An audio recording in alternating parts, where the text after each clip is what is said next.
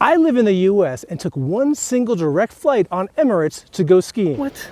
I thought you could only fly Emirates to Dubai from the US. Actually, no.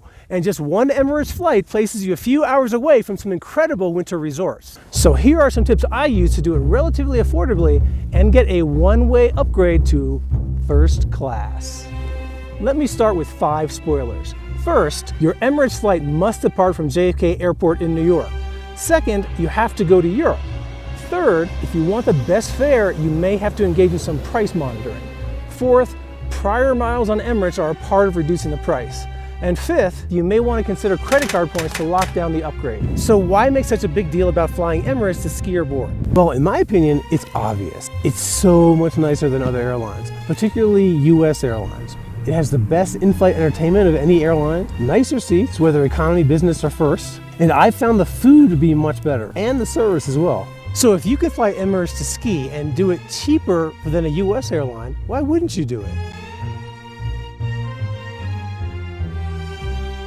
These tips apply to any fare class, but I'm going to talk about business because I cannot sleep on planes unless I'm lying flat, and even then it's difficult. So I put up with the cost for business class on long-haul flights. Generally, Emirates only flies to Dubai from the US. Whether from Boston, San Francisco, Chicago, Washington, D.C., the sole destination is Dubai. But from New York, Emirates flies not only to Dubai, but also direct to Athens and Milan. And the key for skiing and boarding is the Milan route.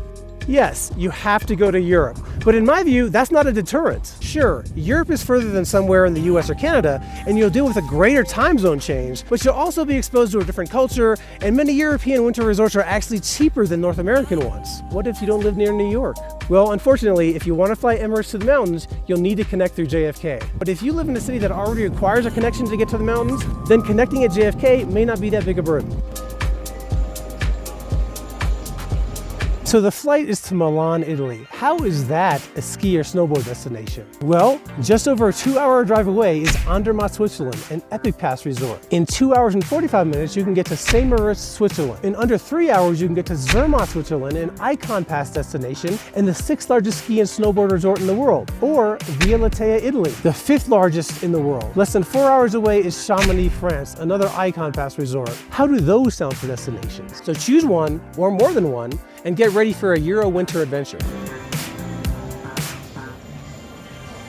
Airfares are extremely high right now. I'm not aware of any fare trackers for Emirates, so the key is just to monitor the Emirates website itself for price changes daily, because you never know when there may be a price drop. Let's compare Emirates to United this year. Both currently offer business class for the same fare, but what you get is very different. For $3,200, United gives you access to its Polaris Lounge, the ability to select seat assignments, and 3 checked bags. The same price on Emirates is a business special fare, which lacks lounge access and advanced seat assignments. So a no-brainer, right?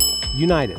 Well, I only say maybe, because in my opinion, the Emirates in-flight experience is much better, including access to a full bar on the plane in business and first class, but more about that in a second, with food items whenever you want and a little mini bar at your own seat. And United actually started at $4,034 a few months earlier, which is what Emirates was and still is charging for its Saver fare. That price gives you lounge access and advanced seat assignment, along with a chauffeur to and from the airport, a $300 to $400 value in New York City. Had you bought a ticket a few months ago, you'd have gotten a lot less on United for the same price. However, what may change that perspective a bit, at least for me, is that Emirates recently announced that it's switching from the A380 to the 777 on the New York to Milan route. That means no full bar on the plane, and if you're traveling alone, you won't be able to get a seat in business class by yourself. On the A380 you can, the 777 you can. With Polaris on United, you'll get a seat by yourself. So the point is to monitor. Okay, this won't apply to everyone, but if you've flown Emirates before, you can use the miles that you've accrued to reduce the cost of the ticket. I had previously flown Emirates to New Zealand, and those miles were about to expire anyway. So boom, I used them to get a reduction in cost.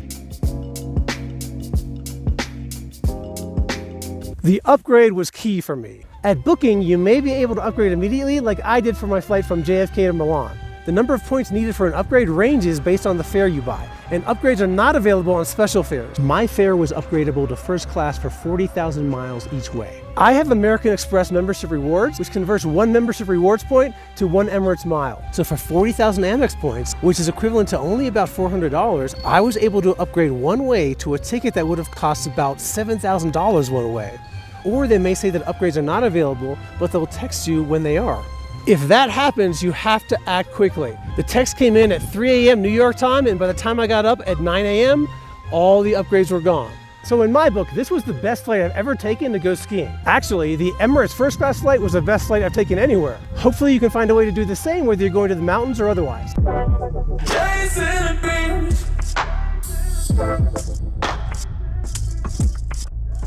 What you do?